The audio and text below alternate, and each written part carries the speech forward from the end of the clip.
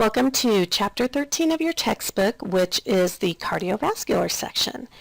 So there's always many revisions and additions in this section each year, and there's also numerous notes that are located throughout the subheadings, and it's very important as a coder that you read these prior to coding for correct code assignment. The radiology section and the medicine section of your CPT book also have cardiology codes, and you'll go through those a little more in depth and also learn more about them when you review the lessons for the radiology and the medicine section. So as a coder, you may ask yourself, where do I look for my code? Now, cardiology can be very confusing and can come from not understanding the terminology and or the components of the cardiovascular services. It is one of the largest subspecialties in medicine, and when coding a cardiology procedure, as stated before, you can find the codes in more than one section. So cardiovascular surgical procedures are of course located in the surgery section with the range 33010 to 37799. Non-surgical cardiology services would be located in the medicine section with 92920 to 93799. And then in the radiology section, there's lots of different sections in the radiology section that you can have cardiology procedures for diagnostic study and radiological visualization codes.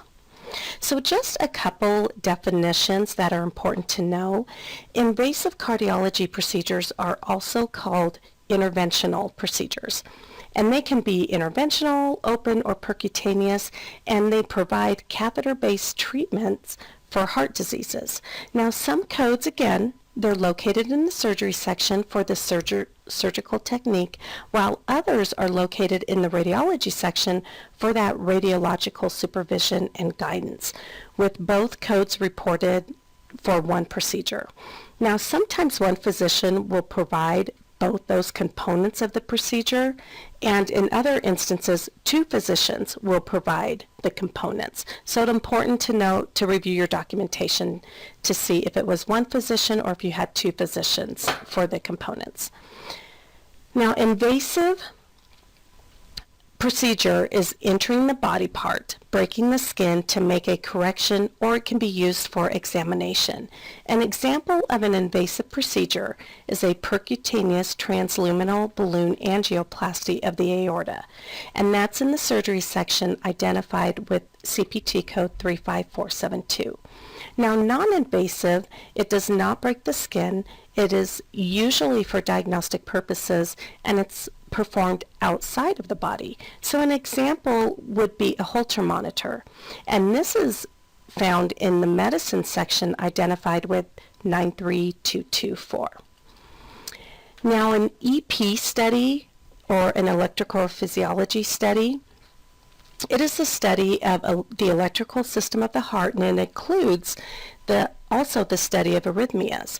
It is an invasive diagnostic procedure, and it's located in the medicine section.